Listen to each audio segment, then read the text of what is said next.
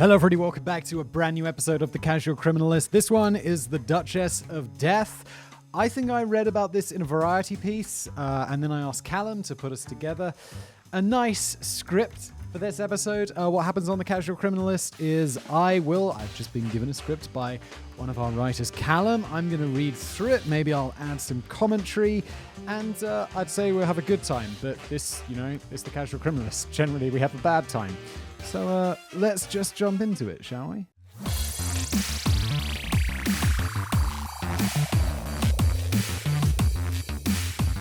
If certain revelations in the past few years have taught us anything, it's that money, provided you have bags of it, you can get away with anything.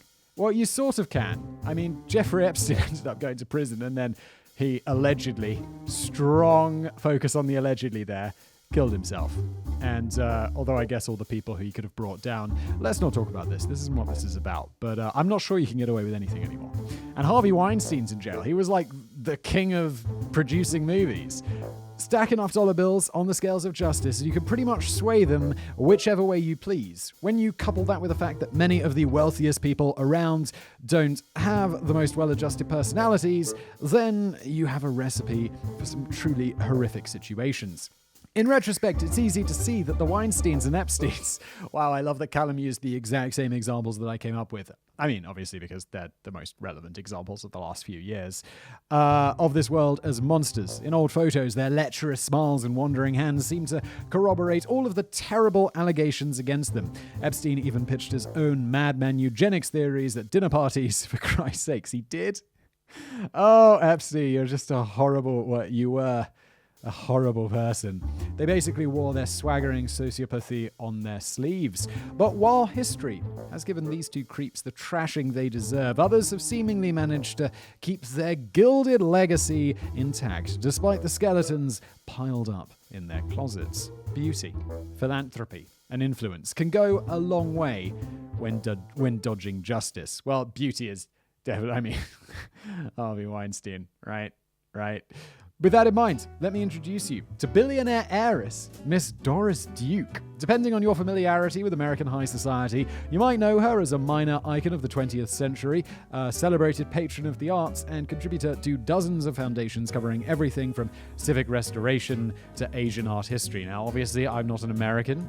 You can hear that. I'd never heard of Doris Duke, although maybe she's more known in the US, but this is just a wild story.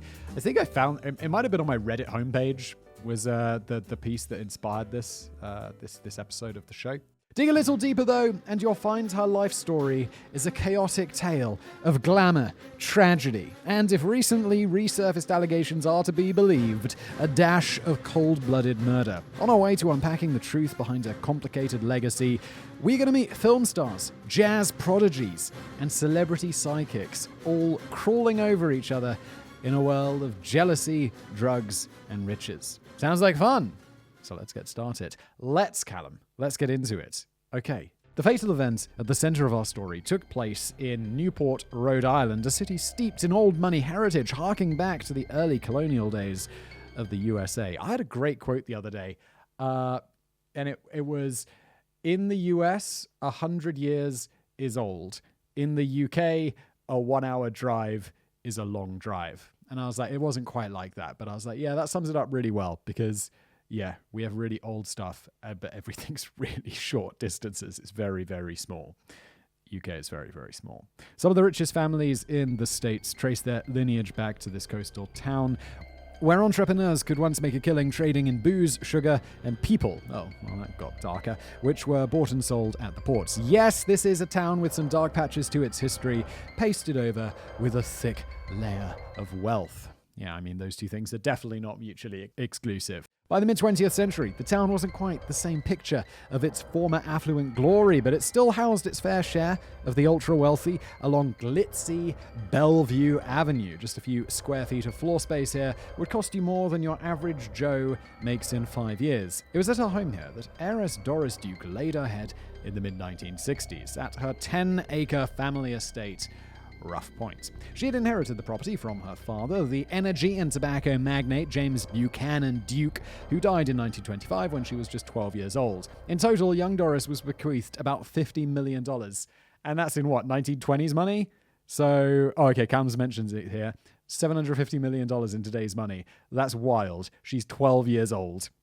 This earned her the nickname, the richest little girl in the world. Now in her mid-50s with a far larger fortune in her pockets, the richest not-so-little girl had retreated to the familiar world of Newport after a tumultuous spell on the West Coast, which was pockmarked with scandal. If you're into touring the homes of the rich and famous, then you might be glad to hear that Rough Point is now open to the public. Each year, thousands of tourists roll up at the gates for guided tours which take them through the life and times of Newport's favourite socialite. This was the woman who pledged millions upon millions to help restore the architecture of the city back to its former glory, and today she remains a local hero. I get the feeling we're about to trample all over that. But had you been making your way past those same gates at around 5 p.m. on October the 7th, 1966, you'd have come across a far more grisly sight than groups of gawking tourists. You'd have seen a 2-ton station wagon crashing through the tall iron gates and careening across the road, dragging the bloody figure of a man underneath it. Oh my. The driver was Doris Duke, and the man who now lay trapped under the rear axle, his body mangled beyond any hope of saving, was one Eduardo Tirella, a longtime friend of the heiress and a rising star set designer in Hollywood. The police arrived on the scene of this unfortunate accident to find a young Navy nurse and her father already on the scene who had stopped to help when they saw the wreck. Duke, in a flurry of shock and fear, ran back to the mansion shouting for help, while the responding officer took one look under the car and could tell in an instant that poor Eduardo would not be walking this one off. Okay, I don't blame her so far. I mean, her story adds up, okay, so, I mean, you can't not call for help just because you're like, oh yeah, well, he's definitely dead, so I'm just going to find someone in the morning. It makes sense that she ran off. An ambulance soon followed, and the crew discovered that the car was too heavy for them to raise with their Jacques, so a tow truck company had to be called along to assist with retrieving the battered body. It was found that the 42-year-old had died instantly from severe injuries to his brain, spine, and ribcage. That is quite the accident. This was a tragedy for all involved. A talented man had lost his life while his star was on the rise, and Doris had lost her closest friends and confidants. But you might rightly be asking, Jesus Christ, how does one accidentally run a station wagon over their best friend? Yes, Callum, I'm definitely wondering that. I mean, it seems like quite an accident. What did he have? Brain, spine, ribcage injuries? That was a big, big accident. Enter Chief of Newport Police Joseph A. Radis to help crack the case. Surely his rigorous investigation will get to the bottom of things. He sent 2 of his investigators to take a statement from Duke on the Sunday afternoon following the accident, because apparently if your lawyers are good enough, you can mangle a man with your car and then just go chill in bed for a couple of days. Everything will be fine. Yeah, they don't want to touch her. They're probably scared of her and a team of lawyers. I mean, this is like the same. I guess it's the same today, you know? It was in her bed at Rough Point that the detectives found her, surrounded by her 2 beloved German shepherds and the rest of her attack dogs, a team of top lawyers. Yes. They were able to ask her just 4 questions about the event, getting a brief outline of what happens on that fateful evening. She told them they only got 4 questions. The lawyers were like, listen, police, you can only ask 4 questions. We tell you what to do. The police just like, okay, I guess so. Weird. She told them that she and Tirella had been heading out to dinner in his rented car, meaning one of them needed to hop out and open the gate to the estate. Then they went to unlock the chain. In a strangely unnecessary maneuver, which Duke claimed they had done 100 times before, she hopped over to the driver's seat, took off the parking brake, put the car into drive, and accelerated. It's unclear if the previous 100 times Tirella had swung open the gates and hopped through the passenger side window like a slick action movie cop, but this time it didn't go off quite so smoothly. She's got a team of lawyers. I feel like you could come up with a better excuse. It's like, oh, no, we always accelerated the car at speed towards each other. It was what we did. Come on, lawyers, do better. Although, I'm going to guess they do quite well. Since she was unfamiliar with the potentially malfunctioning car, Doris Duke had accidentally lurched forward like a greyhound out of the trap and sent the vehicle careering towards Eduardo, who was crushed against the gate and subsequently dragged beneath the chassis. Didn't they say they'd done it? Oh, okay. They said they'd done it 100 times before, but then maybe this was a new rented car or something? Either way, I mean, if I was the police, I'd be like, yeah, maybe I'd buy it, but let's ask someone else, just in case.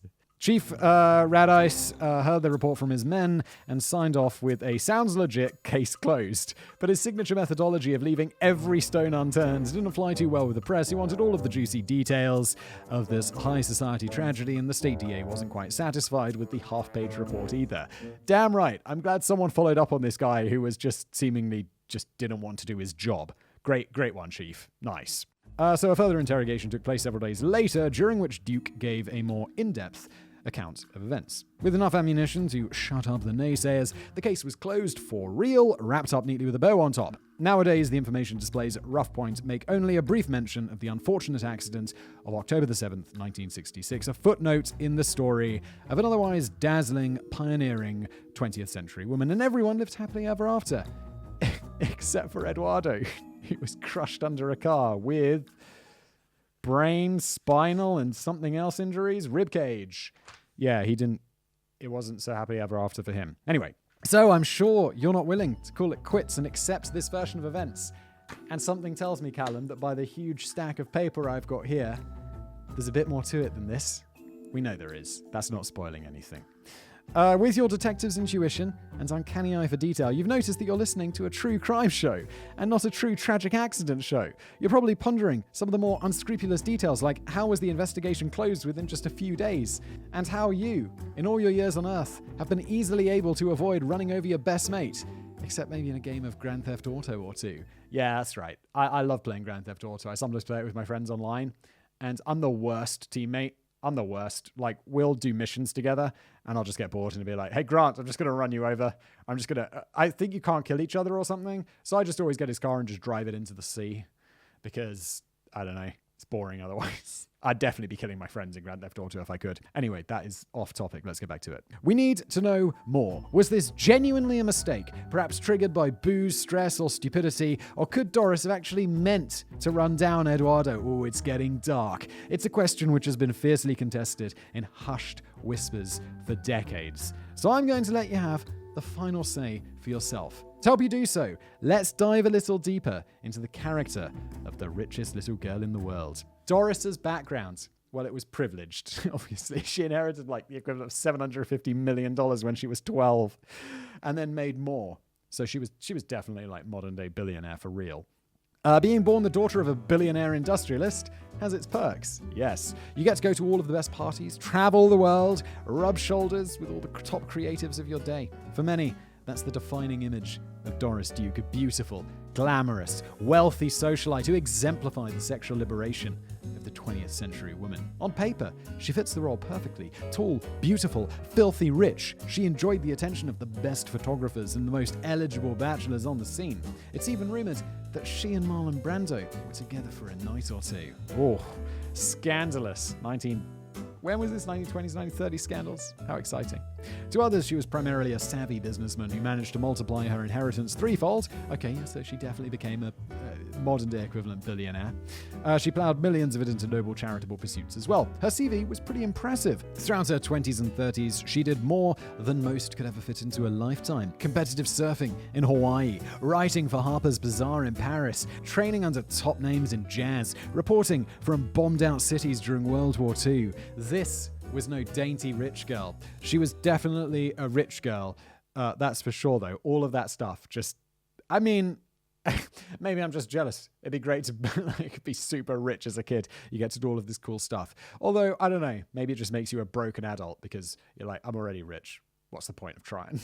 At the age of 22, she married her first husband, James Cromwell, an aspiring politician and fellow old money aristocrat. Their marriage was marked by tragedy 5 years in, with the death of their daughter premature, and they divorced 3 years later. Fast forward another 3 years, and Duke was married to Porfirio Rubirosa, maybe a diplomat from the Dominican Republic, and a renowned playboy who famously possessed what scientists now refer to as big dick energy, or BDE. I had no idea what this is. It came up in, I think, a script the other day that I was reading, and I was like, what the hell's big dick energy? And I had to Google it, and I found out, oh, this is actually a thing. Cool. It was allegedly, I think it's to do like, I'd say if you've got swagger. You've got swagger. if you've got big dick energy. It was alleged that Duke paid off Rubirosa's second wife with $1 million in cash just so she would agree to a quick and painless divorce. Seemingly eager to make sure the second marriage worked out, our future amateur stunt driver Callum Dark continued to splurge an insane amount of cash on her new beloved. The next time your birthday is rolling around, casually mention to your partner that Doris once gave Porfirio an entire stable full of polo ponies for him to play his favorite sport and converted a B-25 bomber to get around in. That is insane. So she gave him a private plane in the early 20th century. And I don't know how many, I don't know how polo works. Like I said, I wasn't mega rich when I was a kid. But it's got to be like a bunch of horses, right? I'm going to say 11 because that's how many people are on a football team. In England. I don't know how many people are on the American football team. But even that wasn't enough to keep them. It could be 11. It could be more. I don't even know. I don't know anything about football. I don't know why I use that as an analogy. I apologize. English people are probably like, Simon, everyone knows there's 12 people on a football team. I don't. I also don't care. But even that wasn't enough to keep them together, and the couple eventually divorced on bad terms in 1948. Keep this in mind. You're about to see a bit of a pattern develop. Doris splashes the cash for someone close to her, but still can't seem to keep them around forever. It seems like the resulting abandonment issues became a central issue in her life, which not even a $1 billion bank balance could fix. Yeah, money doesn't buy you friends. Everyone knows this. Even people without money know this. It's like a mega trope. And it's true. So lonely. I wish I could buy friends. Just joking, let's move on. Middle-age Duke Castro and Tirella. The next phase in her unhappy love life is when things really started to unravel for Doris. At a jazz bar on the sun-soaked Isles of Hawaii, she sat one evening listening to a band called Three Bees and a Queen. The young lad at the piano caught her eye, partly for his virtuosic skill. Is that how you say that word? I'm not sure. Someone who's a virtuoso. I didn't even know there was a word to describe someone. I just thought you'd say being a virtuoso anyway.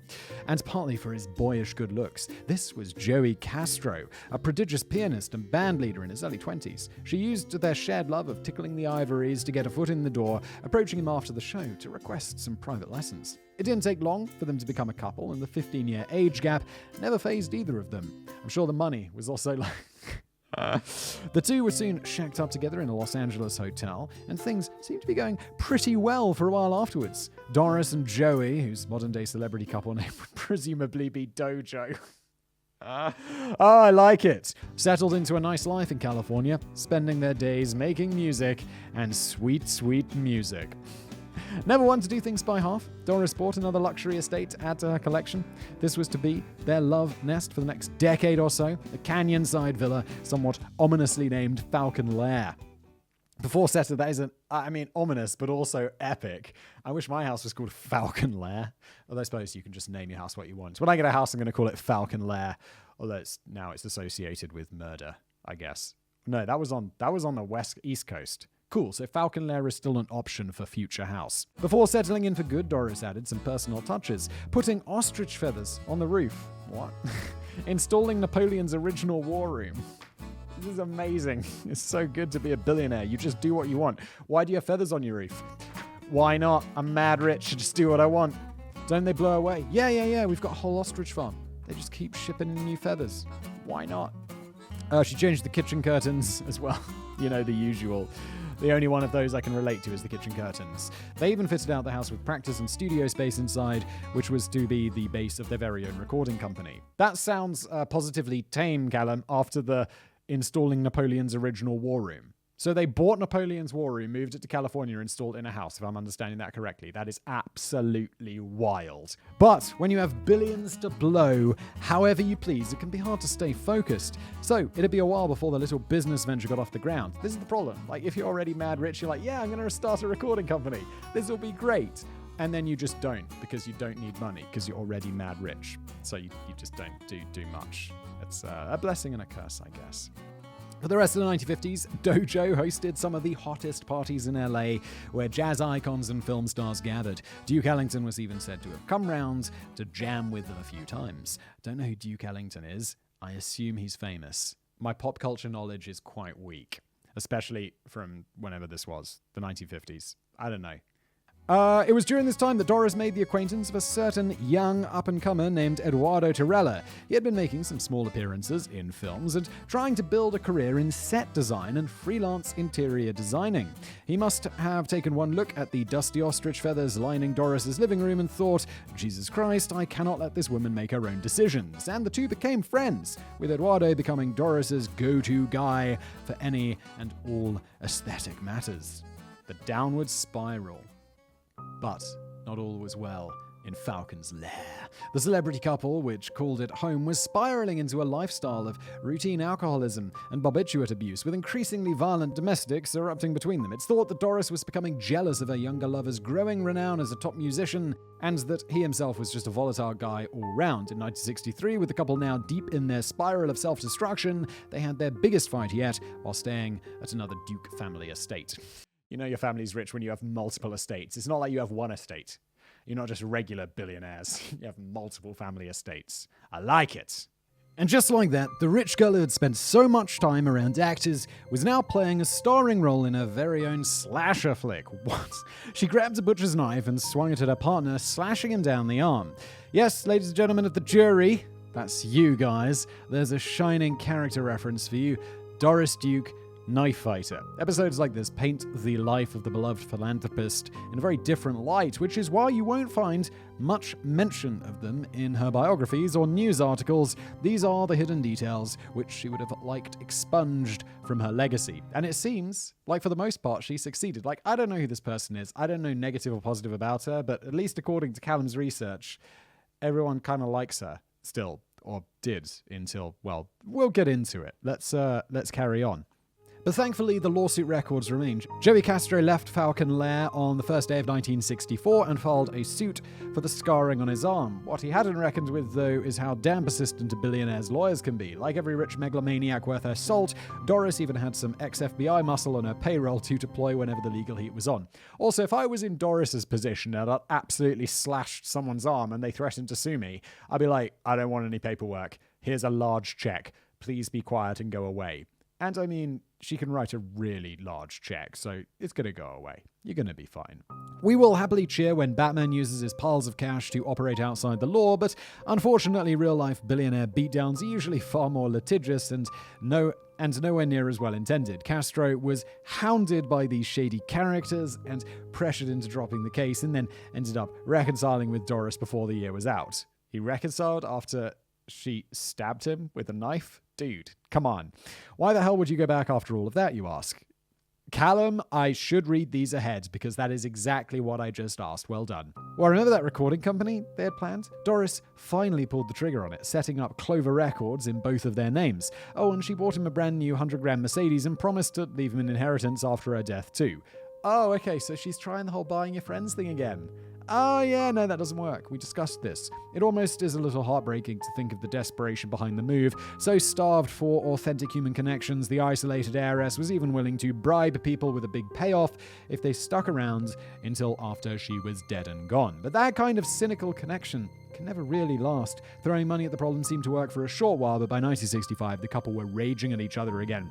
Doris heard from her friends that Joey had been around town in the company of younger women, while her own looks began to fade due to the effects of booze and drugs. Yes, don't do drugs, kids. As the relationship fell apart and her control over life unraveled, she started to spend a lot more time with her now most trusted friend, Eduardo Tirella. So this was the guy who was the set designer, the up-and-comer who he didn't like her ostrich feathers on the roof or wherever they were. So, yeah. He was her rock during this most difficult time in her life, although he couldn't hold her together all by himself. The news that her former lover, the Dominican diplomat, Rubirosa, had died in a car crash didn't help. In fact, it finally seemed to send Doris over the edge. In the spring of 1966, all these simmering resentments and anxieties between Doris and Joey boiled over. One of the management execs at Clover Records got a late-night call from Doris and rushed over to Falcon Lair. What he found was total domestic devastation. Joey had trashed the joint completely and stood urinating out of a window while Doris lay in bed with a broken jaw. Oh, wow. Okay. So, I mean, we knew this guy was temperamental. Is that how it was described? It seems he broke her jaw. What? That is not good. I mean, I know she stabbed him with a knife, but these are not good people. Definitely not good people, allegedly. Whatever she may or may not have done, we can all agree that she 100% did not deserve that. Castro's temper had been set ablaze when Doris decided to cut him off, refusing to put any more money into the record company, and with that tragic end to the longest and fiercest romantic affair of her life, Doris was defeated. Resigning herself to the idea that money couldn't buy love, finally, and people just couldn't be trusted, she retreated to Rough Point, the house where she had been presented as a debutante 35 years prior. Now, with a lifetime of regrets to look back on, she must have sat in those empty halls and ruminated on how, despite all of the promise she felt in those early days as an invincible teenage billionaire, despite all of the amazing things she'd done in her life, that it had all gone horribly wrong. If you've been paying attention to the dates, you'll know what comes next. I have to say, Callum, I haven't, but I'm sure you're going to tell me. I'm a casual showmaker.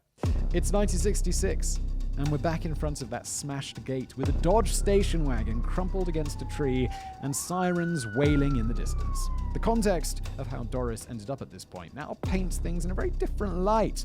This wasn't just some charitable sweetheart and lovable partygoer. It was a woman with some violent marks on her record who might have been reaching the end of her rope. But still, it's surely silly to imagine that Eduardo would bear the brunt of this breakdown. He was still a close friend, the person who she trusted throughout all of those years in an abusive relationship, the last person she was willing to invest any faith in. Why murder a friend who had just traveled for hours to go to dinner with you? Before we get into that, let's talk about the man himself. It's only fair.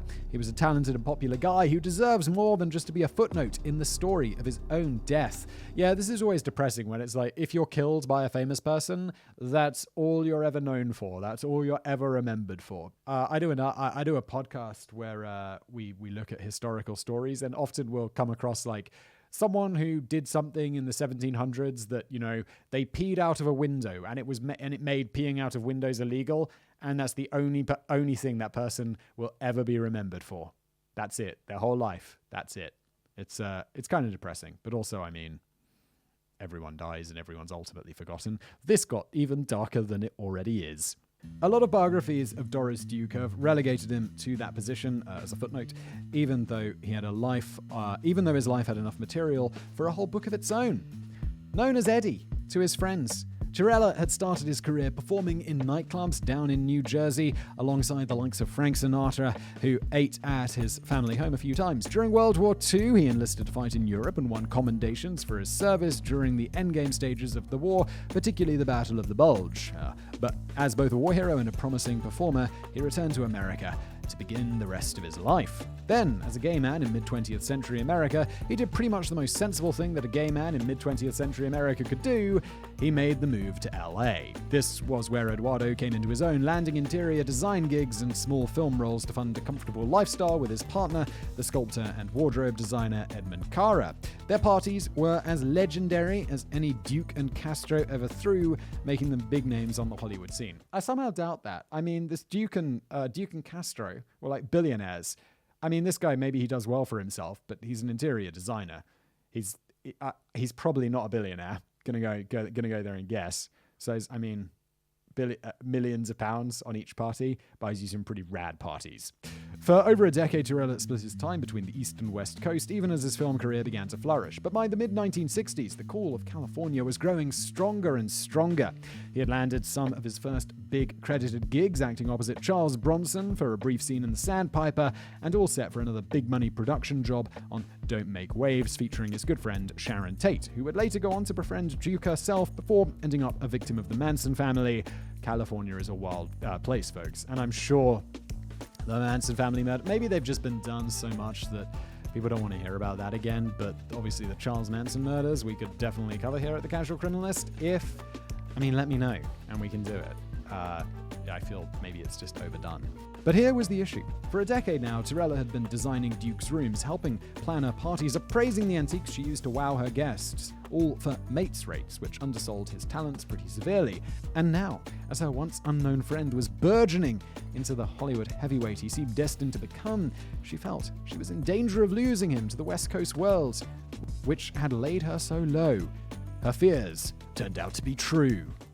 See, the very reason that Tirella had hired the Dodge station wagon which ended his life was to empty out his apartment. He planned to take his things to his family home for storage before heading back to sunny California for good.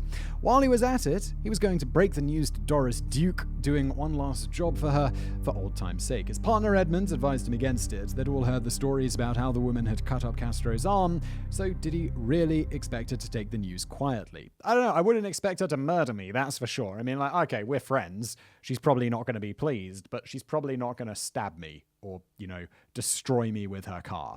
Doing the sensible thing, he decided to consult a psychic. Oh God, here we go.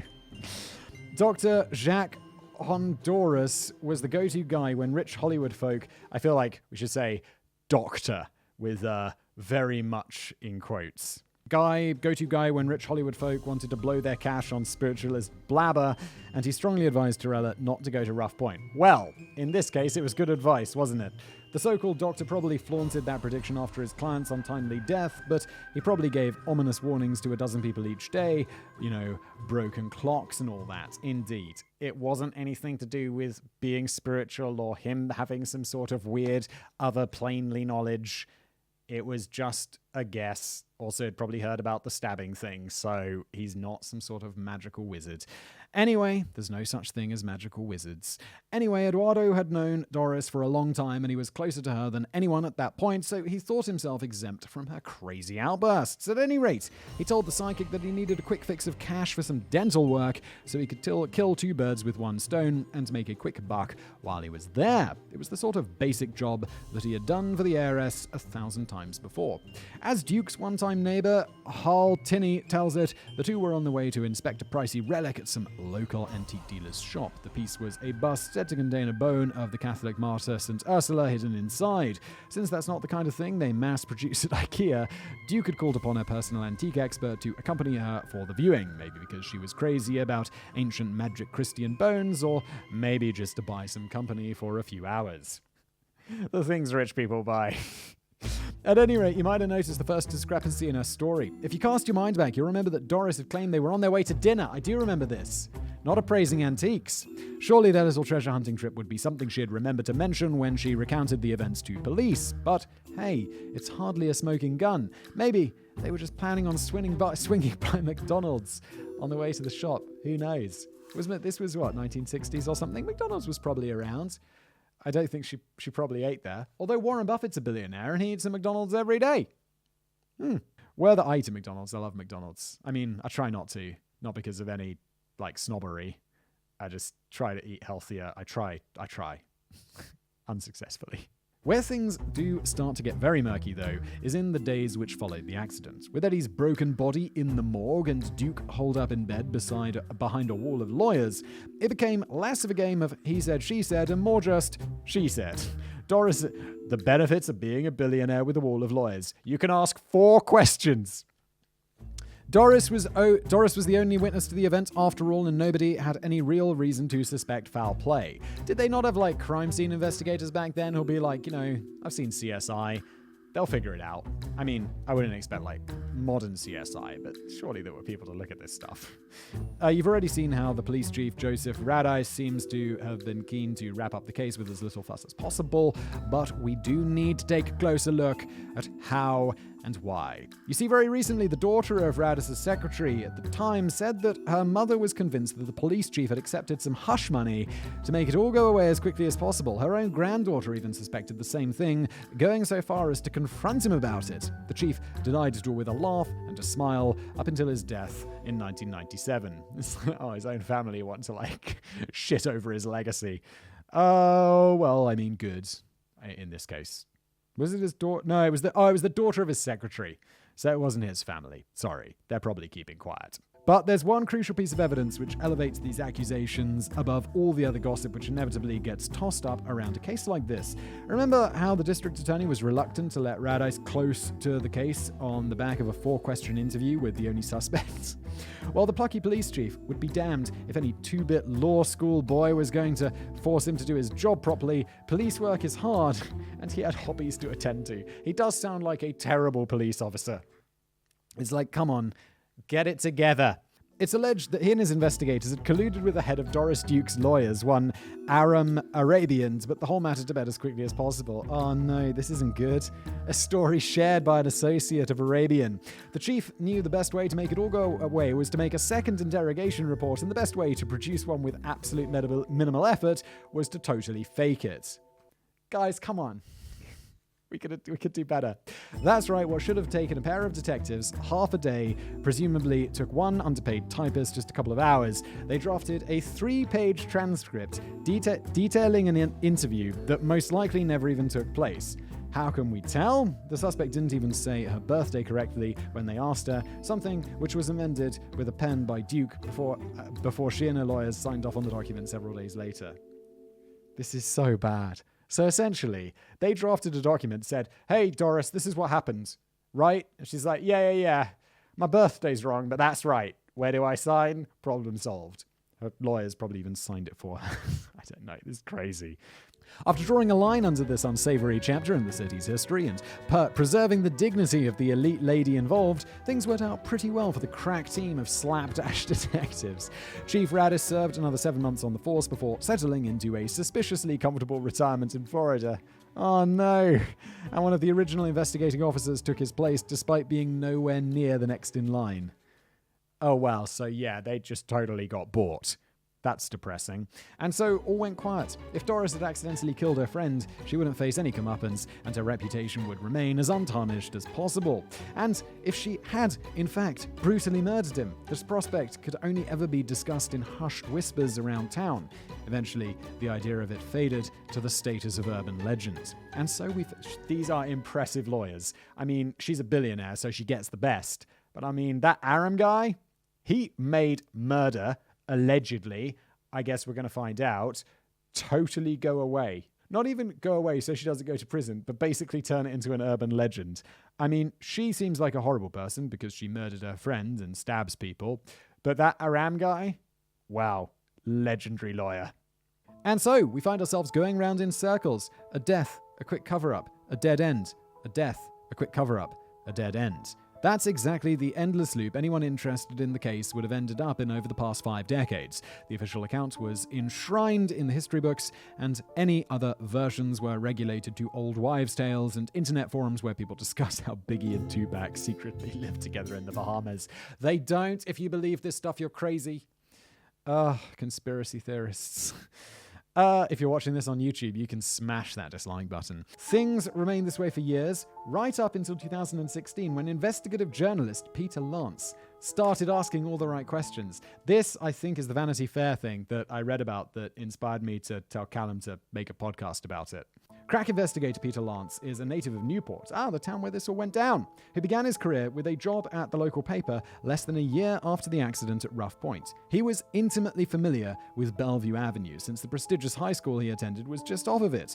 In the early days of his work life, he was exposed to the duality and the legacy of his town's most famous daughter. On the one hand, she had set up the beloved Newport Restoration Foundation, which pumped millions of dollars into the redevelopment of the town. On the other hand, there was always the shadow of the horrible evening hanging over the mansion, a chapter in the town's history that nobody really cared to reopen. Let's just hide it under the rug, shall we? It seems that the town, like its police chief, was in a state of cash-induced amnesia purchased by the huge bank balance of Doris's estate.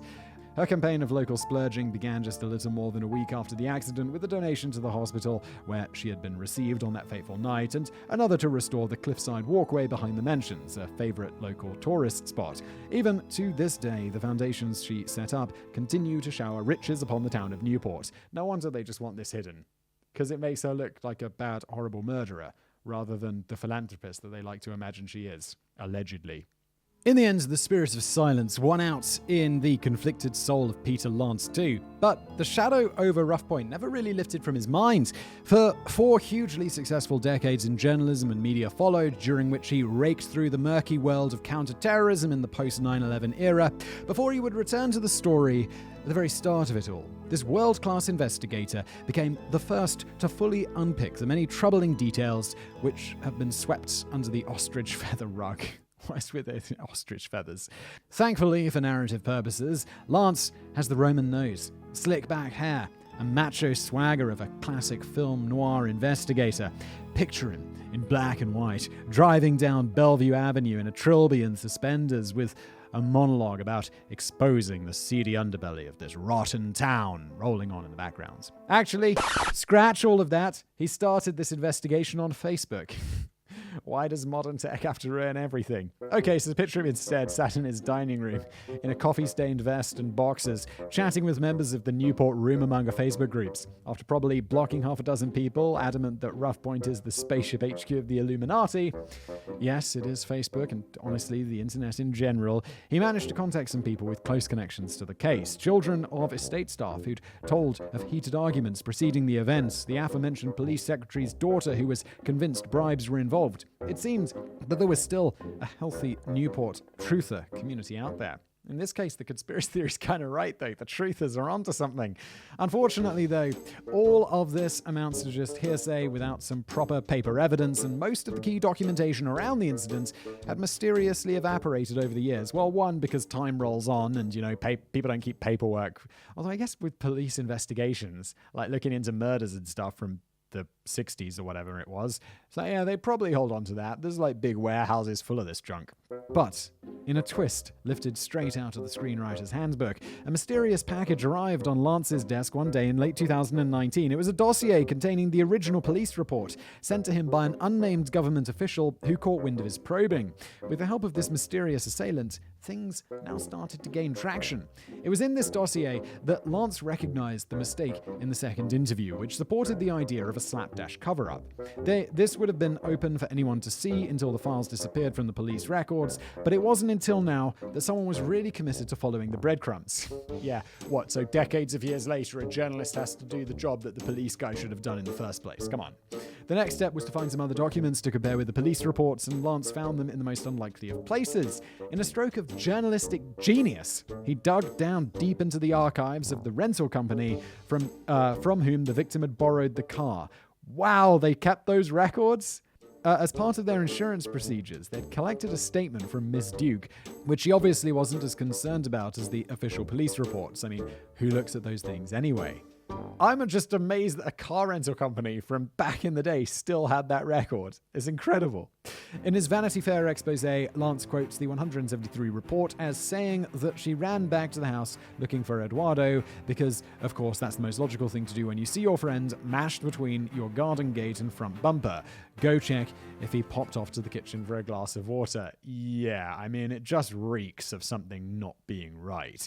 The sightseeing Navy nurse who was on the scene at the time remembered things very differently. In her police statement, she said that her hysterical Duke had run around her house shouting that she'd ran over her friend, which seems like a much more reasonable response. Indeed. Lance was actually able to locate the very same nurse, whose name is Judith Wartgo, after all of these years. She left the story behind after the event and went on to have a long career as a paramedic. She would have attended 1,000 such car wrecks over the years. But the memories of that very first one never left her. She was able to specifically recall that Duke herself only had some very minor injuries from the crash. In contrast, Dr. Philip McAllister, the medical examiner who treated the heiress at the hospital, reported she suffered major bleeding from cuts to the head, made all the more suspicious by the fact that he acted as Doris's very own personal doctor from the moment she entered the hospital. He even turned away the preliminary investigators from a private room where she spent a few hours recuperating. That doesn't sound unreasonable, though. She's super rich, so of course she gets her own doctor. And also, he can turn away the police. Like, she's recovering from a terrible car accident. He does what she says. It's no surprise. Again, she's very, very rich. Unsurprisingly, McAllister was an ardent defender of the tragic accident theory, but there's no word on whether he went to live it up with the police chief in Florida afterwards. Well, I'm guessing he was probably really well paid. I mean, whether you want to call that a bribe or not, yeah, we can call it a bribe, allegedly.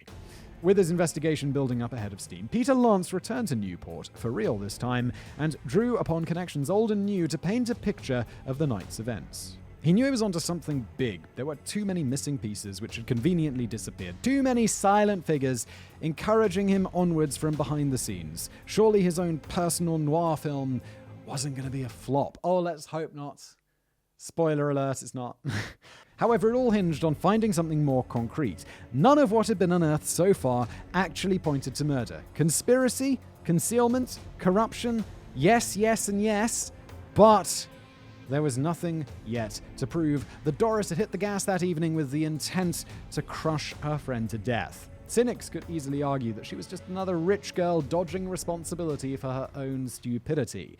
Yeah, honestly, I mean, if that's what the evidence you got so far, yeah, I mean, maybe. In criminal law, you got to prove beyond all reasonable doubt. Don't think we're quite there yet. What was needed was a hard forensic counter-narrative. Finally, forensics. CSI getting on the case, or more likely the journalist doing the job of CSI many decades later, because that's where we are. And with a few strokes of luck, he was able to find one. The real course of events. It begins with the gate, warped and blown out from the impact of the car.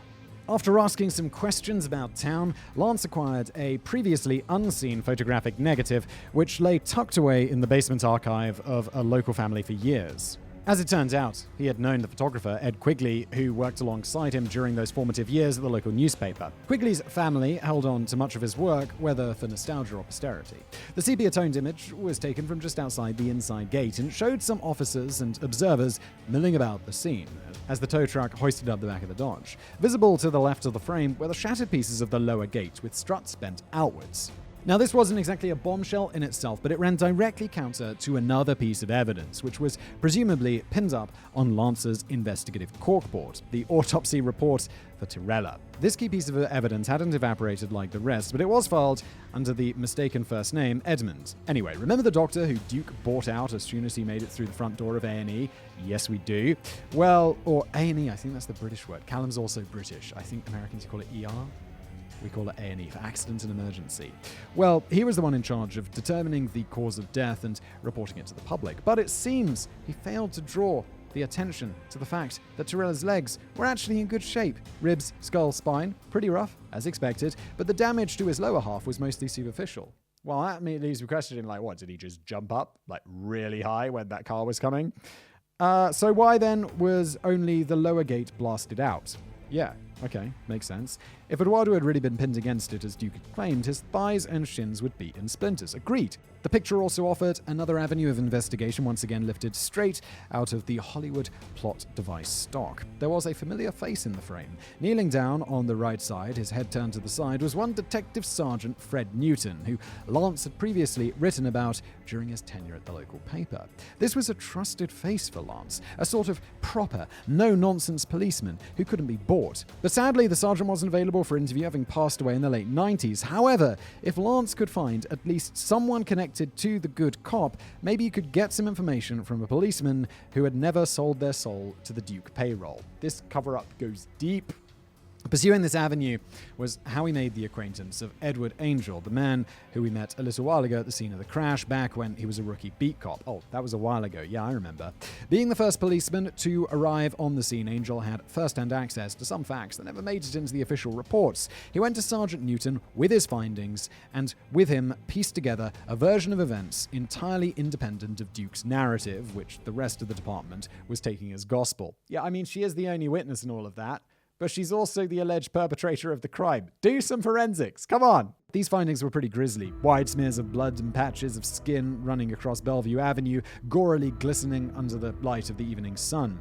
That much was to be expected. The man was mashed by a 2-ton car after all. But what later surprised Angel was that he had assumed, based on his analysis of the splatter patterns, that the victim had actually been a passerby walking down the street, because that's where the first impact seemed to have taken place. There was a blood trail starting outside the grounds of the mansion from a large splatter in the middle of the road. Well, that seems completely contrary to what old Doris described, doesn't it? Since he was a fresh graduate of the police academy and it was Sergeant Newton's responsibility to train up the new recruits, Angel went to check his answers with the teacher. The older, wiser cop took a look at the sketch of the scene and said, "No, that's not right. Not as wrong as the official account, but not right either." Together, they returned to the scene where Newton developed his gruesome theory on what really happened that night. In fact, the lack of any blood in the entranceway showed that Eduardo wasn't crushed there at all. The damage to the gate and car suggested he instead rolled up onto the bonnet as the car careered into the gate. Then, as he was thrown from the braking vehicle, he hit the ground and lay in the middle of the road.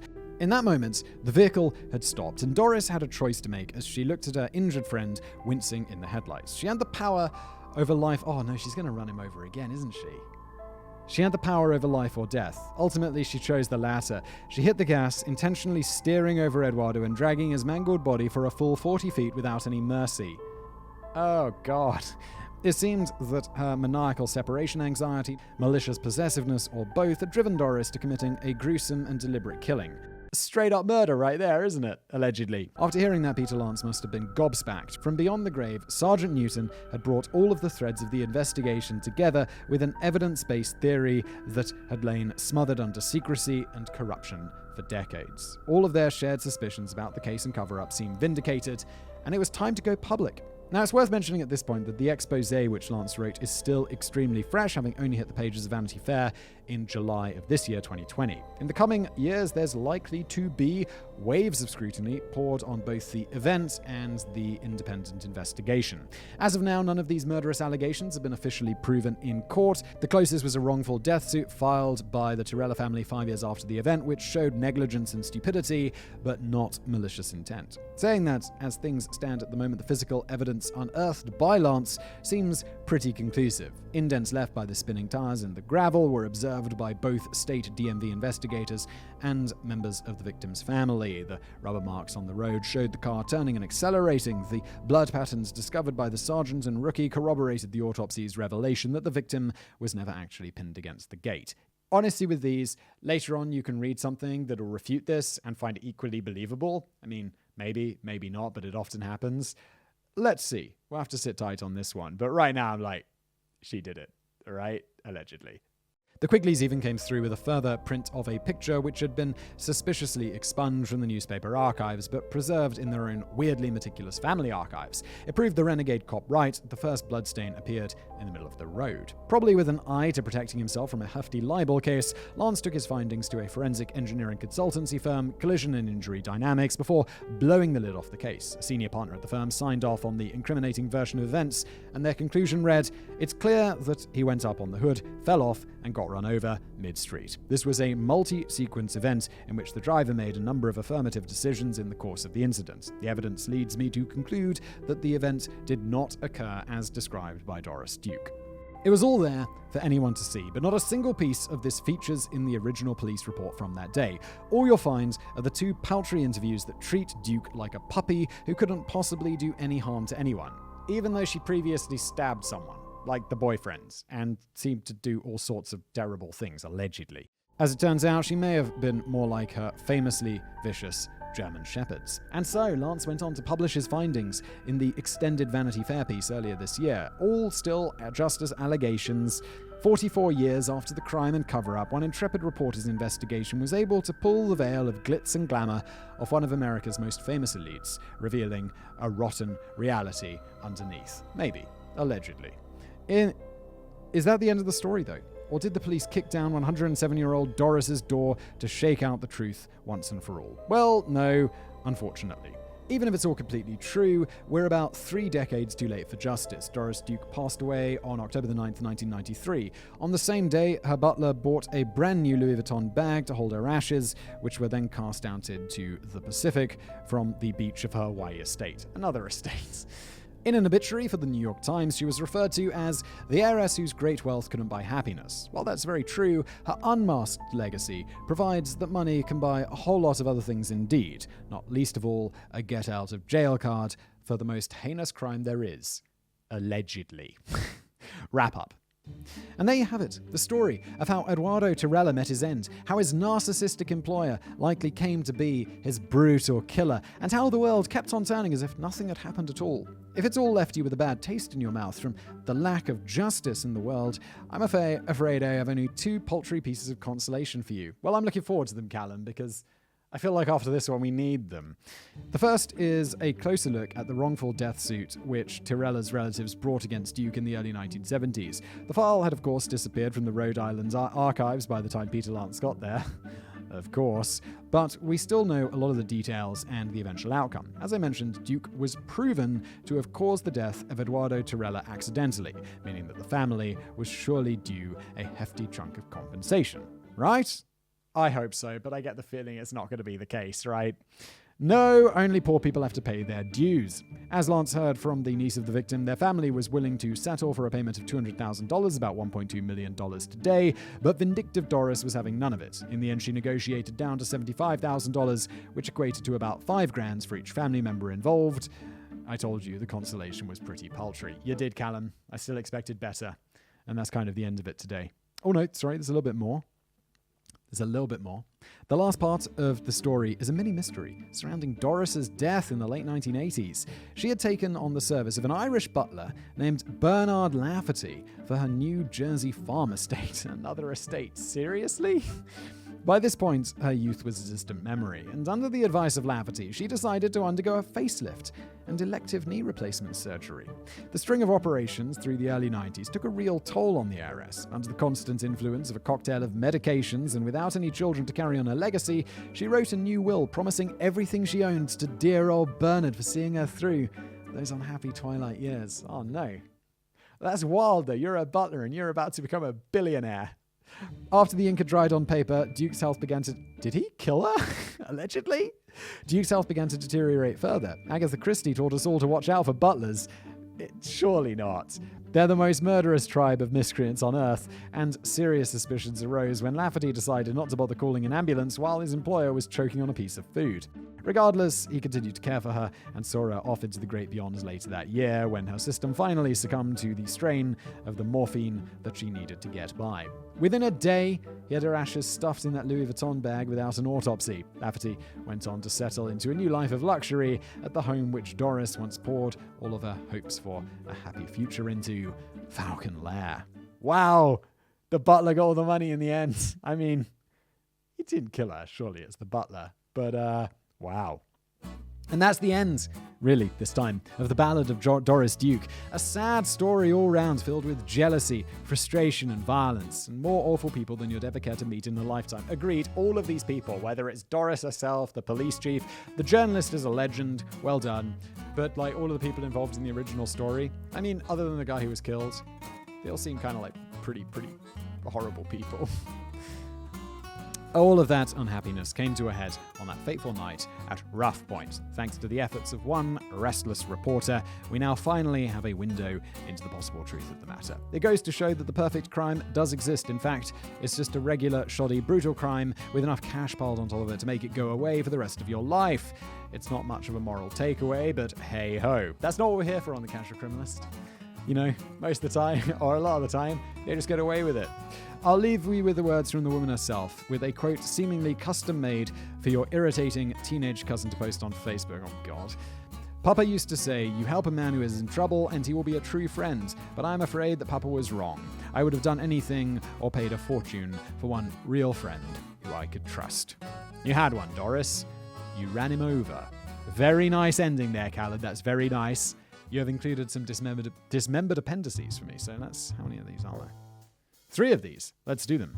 Number 1. Doris's reputation around Newport wasn't totally unblemished even before the horrible death on her doorstep. Like everyone's favorite evil TV billionaire, Mr. Burns, she was in the habit of releasing the hounds. A pair of German shepherds had a habit of attacking tourists who were walking down the cliffside path to her mansion. Oh my. Number 2. As these murder allegations were kept hush-hush for decades, you'll find plenty of shining portraits of the heiress online. Her Newport Restoration Society is one of the biggest upholders of the sanitized, celebrated Doris Duke narrative. For example, on their website, they allude that Duke and Castro's relationship ended acrimoniously, making no mention of the mad slashing meltdown. Yeah, and he later broke her jaw. Number 3. If you're wondering how Falcon Lair got its name, I wasn't, but now I am. It wasn't because it once housed a bird-themed Bond villain. That's a shame. It was actually built and christened by Italian heartthrob Rudolph Valentino, who named it after a historical drama his wife was planning. The Hooded Falcon. So, this has been another episode of The Casual Criminalist. If you enjoyed it, well, please do leave me a review if you're listening to this as a podcast. Leave me a like if you're watching it on YouTube. If you have suggestions, well, let me know in the comments. And thank you for listening or watching.